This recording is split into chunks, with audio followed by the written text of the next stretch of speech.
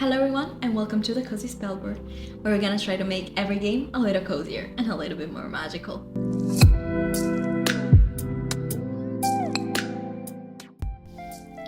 So in today's video, I thought, what if D&D classes played board games? What their favorite mechanics would be, what games would they like to play, what would be their favorite player count?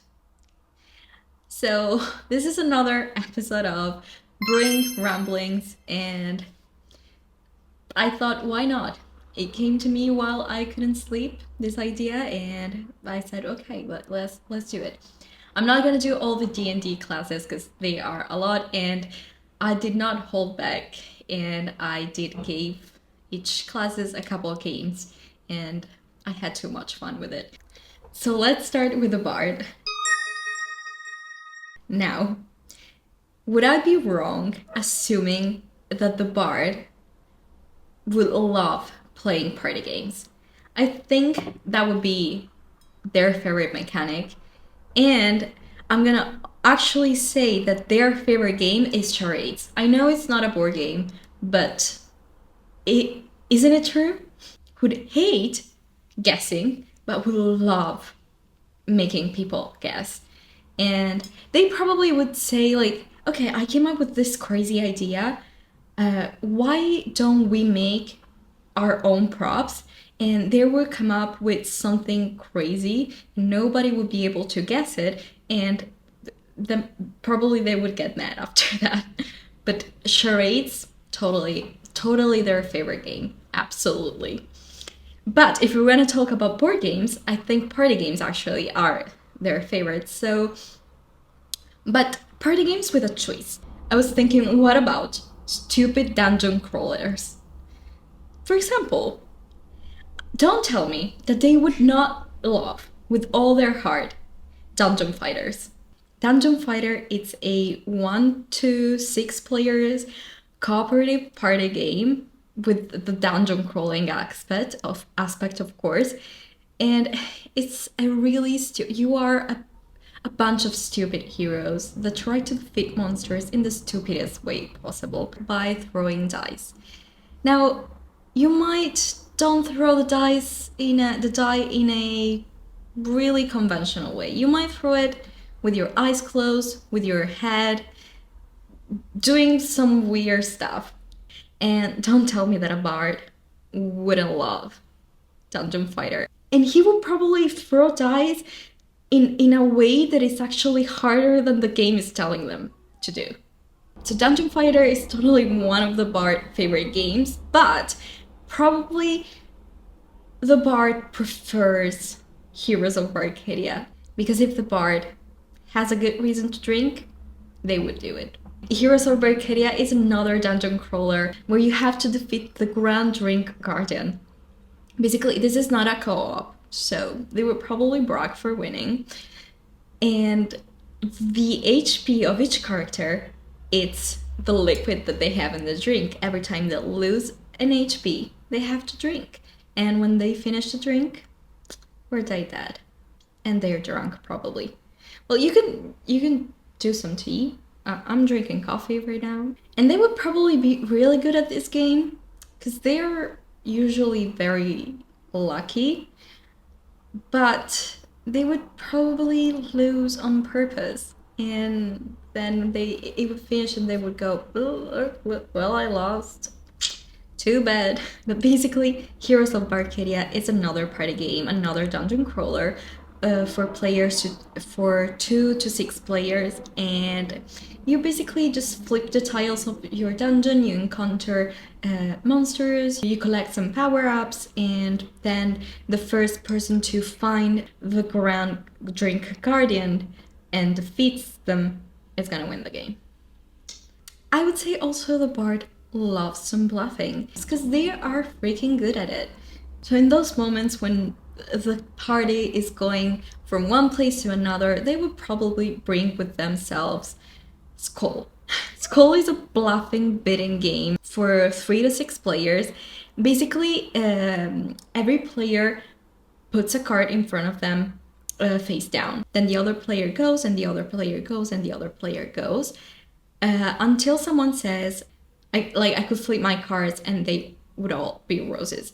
And then another person outbids them, and they're going around until there is the highest bidding remaining. And they have to flip their tiles, like their cards. And if there is even one skull, they lose. Not the game, but the bidding round. The first person to have like 2 or 3 victories where they flip the cards and they are all roses wins the game. And so it's a small party game, travel size, that the bard would totally bring around. The rogue loves hidden movement games. I know, it's basic, but I don't think I'm wrong, right? Because the rogue likes quiet games. The rogue loves solo playing, hidden movements, and silence. That's the rogue perfect combo, I think. I don't know. It's one of my favorite classes, so I don't know what that says about me, but... And I would also say that the rogue might love co-op as well. Secretly, or not that much, but maybe people don't expect them to love co-op. They do. So, one of their favorite games might be Letters from Whitechapel. It's a hidden movement game where you are in London in the time where Jack the Ripper was very active.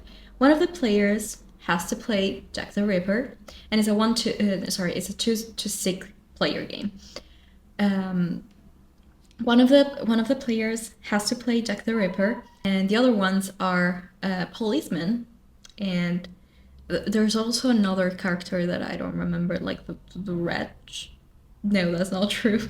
Well, all of the other players have to catch Jack the Ripper before he collects 5 victims. So the rogue might actually prefer to work as a policeman. It really depends on the type of rogue, because I think there are 2 very distinct type of rogues. One that would love to hide, and one that loves deducing and searching for clues. Because I think, like, if you want to make it like a character in D&D that is very that is like very detective-y, you would make it a rogue, and that's amazing. That's really good. Another game that the rogue loves, it's another hidden movement game, and it's Beast. And again, with the same thing, they might prefer to play as the Beast, but most of the time, I think like my rogue would choose the hunters. Probably druids, if they're playing with the rogue, they would be the Beast, and they would be so mad if the rogue wins, because it's atrocious. Because this game, the Beast, is a hand management hidden movement game where you are in this world where the nature is unexplored. The trees are flourishing, everything around is filled with nature, and it's a beautiful place. Then the humans come, and they think the land belongs to them. And then they realize that the beasts from that place are mad because they took their land, and now they have to kill them to survive, which is crazy. So yeah, the druid would be mad. But another game that is a hidden movement, but this time is solo, is Black Sonata. Black Sonata is a solo game, deduction, hidden movement, where you are from Shakespearean times, and you have to find this mysterious dark lady that Shakespeare used to refer to in his sonnets, and you have to find her. Not only find her, but find out who she is, because nobody knows. So you're moving in this map.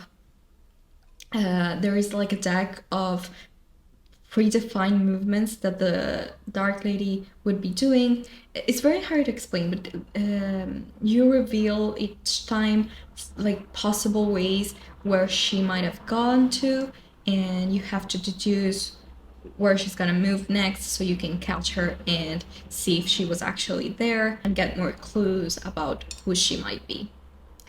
It's a very fun game, and I'm totally picturing the rogue sitting in his room and trying to figure it out and saying, I will catch you, Dark Lady. But another game that the rogue might like is a co-op game, but it's very peculiar, and I think it's an only 2-player game, and I think the rogue might have a favorite, and might be this one. I don't know why, but it gives me rogue vibes. Two Rooms is a 2-player game where you have to basically, oh, that's hard to explain, where the players have to know at the same time, like both of the players have to know where Nina is, and they have to defeat the cloaked vampire. Basically, it's very hard to explain, but it's very easy to play. Each player in a turn draws a card and decides there are 2 rooms and has to decide where to put the card. Then resolve the cards that are in that room, and the effect might be like move a card to the other room, etc., etc. And basically they have to, it's like a deduction game, I would say, where they have to figure out where the cards are and how to prepare to fight them. It's a very cool, like very, I have never seen something like that before, and I think Rogue likes peculiar things. So I think their favorite game might be 2 Rooms. Okay, it's time for the fighter. Now, the fighter, I think when I think about fighters, they are elegant, they're lethal, and I feel like they always seem so composed. So I think they like elegant things. They don't like messy things. They like the art of fighting. And I think in that sense, they do enjoy a very clean 2-player games. Like, I think their favorite mechanic is 1v1 fighting. So obviously, I think they love Ironwood. Ironwood is a 1 to 2-player game where basically you are in Ironwood, which is this place where there is this magical resource called the crystal, called the Larimore crystal.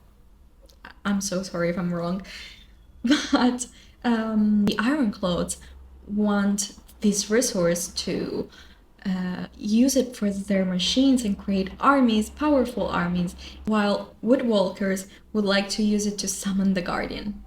And basically in the game you are just fighting, and it's basically a hand management, area movement, asymmetric game where you are playing cards to move, to fight, to gain resources, to transform those resources, and a lot of people think about it as a 2-player only game version of Root.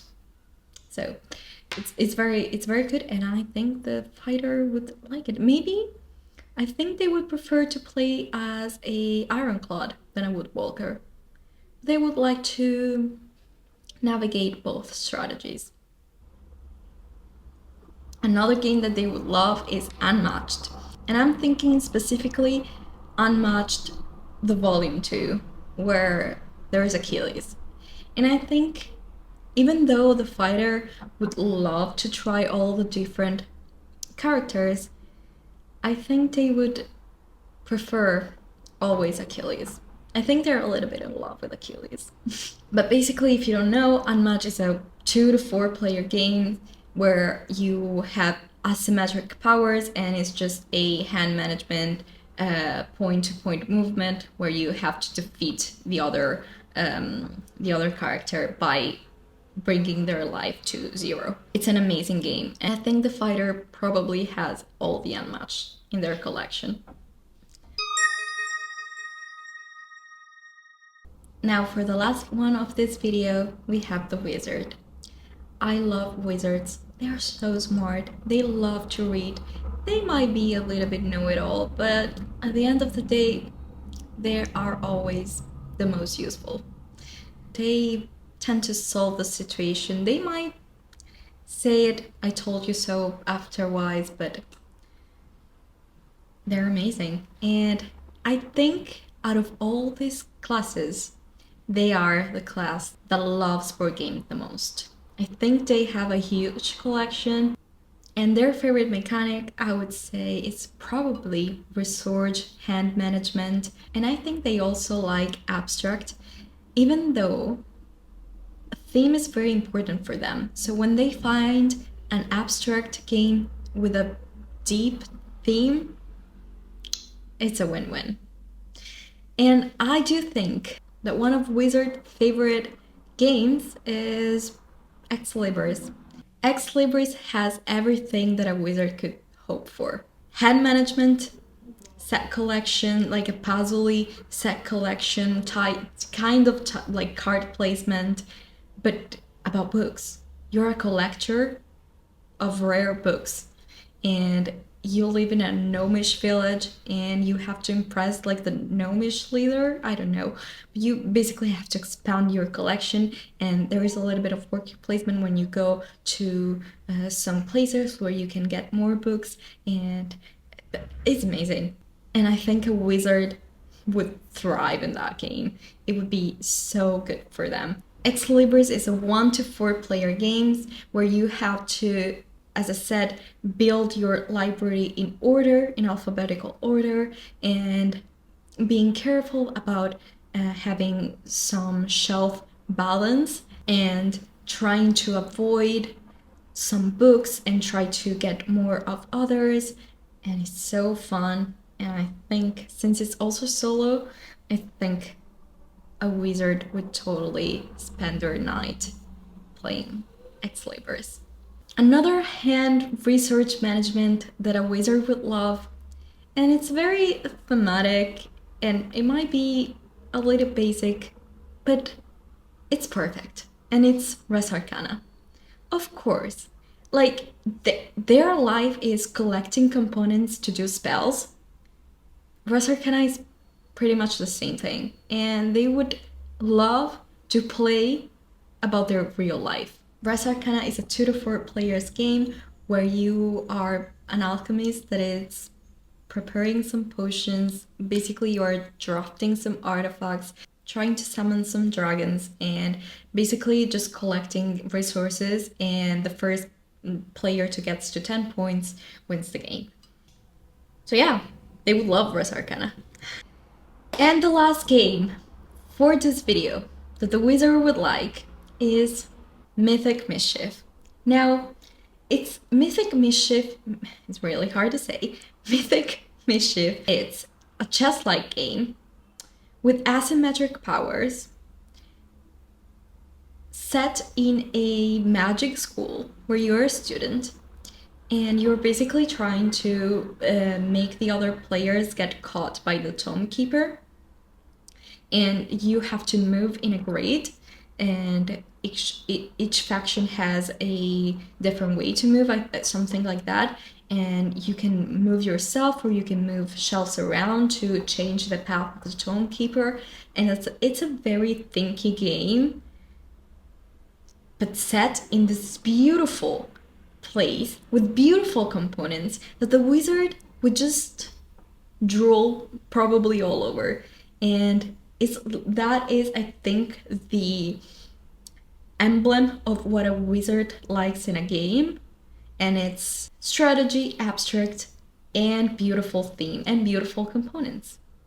I'm not I don't know which of these three games a wizard would like the most. If I have to choose, probably...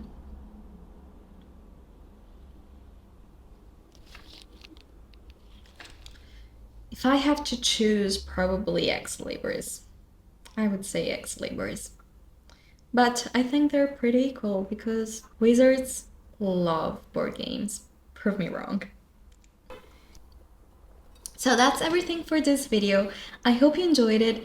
And if you totally disagree with something that I said, like probably like the rogue would totally hate hidden movement, or a rogue would hate co-op games, and 2 rooms is really not their thing. Let me know, what do you think classes from D&D would love to play? And also let me know if you want to see another video about other classes, or if you have some specific classes that you would like to see.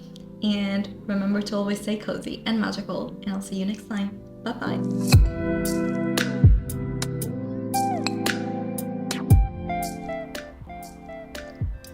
Now I really want to play Ex-Libris. Oh well.